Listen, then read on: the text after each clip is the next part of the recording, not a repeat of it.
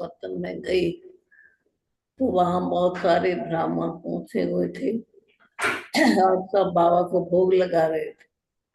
अपनी अपनी थाली में कोई न कोई कुछ न कुछ लाया था और बाबा को भोग लगा रहे थे। बाबा ने भी भोग देखा और स्वीकार किया और सब बच्चों का याद प्यार भी बाबा को दिया। तो बाबा ने सुनाया कि ब्राह्मण जो है वो नंबरवार है, जिसमें बाबा ने कहा कि 3 प्रकार के बच्चे हैं, जिसमें सबसे पहला है जिनका बाबा से अटूट प्यार है। तो प्यार में भी 3 प्रकार के हैं। अटूट प्यार वाले जो बच्चे हैं, जो सदा बाबा के समीप रहते हैं। और दूसरा, बाबा ने कहा कि उनका इतना अटूट प्यार है, जो कोई भी कितना प्यार को तोड़ना चाहे, माया भी चाहे उसको बंधन डालना चाहे, लेकिन उनका अटूट प्यार इतना है जो माया भी कुछ कर नहीं सकती है। बाबा ने कहा अगर रस्सी, अगर वो तार टूट जाए तो उसमें तो गांठ पड़ जाएगी। अब जिसमें गांठ पड़ी है तो वो कोई अटूट प्यार नहीं है। दूसरे हैं सहयोगी बच्चे। दूसरे नंबर में बाबा ने कहा सहयोगी है, बाबा के हर कार्य में सहयोग देते हैं, मनसा वाचा कर्मणा में, हर प्रकार से सेवा में बाबा के सहयोगी बच्चे हैं। बाबा ने कहा जो सहयोगी होगा वो योगी हो जरूर होगा, जो सहयोगी नहीं वो योगी भी नहीं होगा। और तीसरे हैं जो शक्ति स्वरूप बच्चे हैं। जो शक्ति स्वरूप बच्चे हैं, बाबा ने कहा कि उनके बाबा ने ये भी प्रश्न पूछा कि सर्वशक्तिमान समझते हो या शक्तिमान समझते हो। कहीं तो समझते हम विश्व मास्टर सर्वशक्तिमान है, तो बाबा ने कहा क्या है? तो कहा कि शक्तिमान हो या मास्टर सर्वशक्तिमान हो। तो सभी ने कहा कि बाबा अभी हम शक्तिवान है, सर्वशक्ति मास्टर सर्वशक्तिमान नहीं है। बाबा ने कहा जब तुम्हारे पास इतने ज्ञान के अस्त्र शस्त्र है, बाबा तुमको ज्ञान देता है, इतना ज्ञान का तुमको बाण देता है, तो क्यों नहीं तुम माया को भगा सकते हो?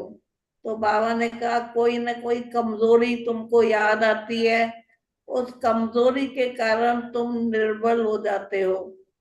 कोई भी तुम्हारे में जो कमजोरी है अगर याद करोगे तो तुम्हारे शास्त्र, तुम्हारे जो शस्त्र, शस्त्र मतलब ज्ञान, ज्ञान के शस्त्र, बाबा ने कहा वो तुम यूज नहीं कर सकते हो। जब वो यूज नहीं कर सकते हो तो तुम्हारी हार हो जाती है। तो इसलिए बाबा ने कहा सदा शक्तिवान बन के रहो, कभी भी अपनी कमजोरी को याद नहीं करो। जब कोई भी कमजोरी याद आती है तो तुम्हारे में तो शक्ति रहती नहीं है, उस कमजोरी को ही सोचते रहते हो। इसीलिए बाबा ने कहा कि सदा हमेशा शक्तिवान बन के रहो। जो सर्व शक्तियां तुमको मिली हुई है उनको यूज करो, जो शस्त्र मिले हैं उनको यूज करो। तो कहा कि अगर उनको यूज करेंगे तो कभी माया से हार नहीं खाएंगे। तो इस प्रकार से बाबा ने एक अटूट स्नेही है, दूसरे हैं जिसको दूसरा बाबा ने कहा कहीं जो है निस्वार्थ श्रेय है, लेकिन कहीं जो है कब श्रेय करते हैं जब कोई समय आता है, कोई परिस्थिति आती है, कोई बीमारी आती है, कोई ऐसी बात आती है जीवन में, तो शिव बाबा को याद करते हैं, प्यार करते हैं, तो काम उनको कहेंगे स्वार्थी। परंतु बाबा ने कहा कई ऐसे बच्चे हैं जो निस्वार्थी प्यार प्यार देते हैं। बाबा ने कहा चाहे कोई कोई भी परिस्थिति आए, चाहे कुछ बीमारी आए, चाहे कुछ भी तुम्हारे सामने आए, लेकिन तुम्हारा स्नेह कम नहीं होना चाहिए। जितना बाबा से स्नेह होगा उतना बाबा के तुम समीप रहेंगे। लेकिन कई बार बाबा ने कहा कई बच्चे ऐसे भी अनुभव करते हैं हम तो बाबा से बहुत दूर है। कहा दूर क्यों है?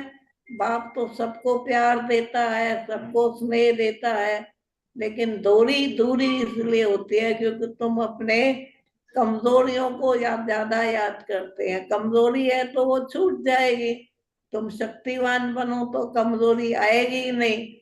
उसके बाद बाबा ने सभी बच्चों को दिखाया और बाबा ने कहा कि बच्चे वैरायटी है। कई बच्चे निश्चय बुद्धि है, सदा निश्चय बुद्धि है। कई बच्चे ऐसे हैं जो बीच बीच में संशय बुद्धि हो जाते हैं। कई बच्चे ऐसे हैं जो बाबा को भूल ही जाते हैं, कहते हैं नहीं हम बाबा को कभी नहीं भूलेंगे, वायदे भी करते हैं, लेकिन फायदा नहीं होता है क्योंकि जो वायदा करते हैं वो भूल जाते हैं। इसलिए बाबा ने कहा वायदा करो फिर उसको निभाओ। अगर कोई भी वायदा बाबा से करते हो, सच्चे बाप के साथ सच्चे बन के रहो। ऐसे नहीं कि वायदा करो एक और करो दूसरा, तो सच तो नहीं हुआ ना। तो जैसे बाबा सदा सत्य है, कहते हैं ना सत्यम शिवम सुंदरम।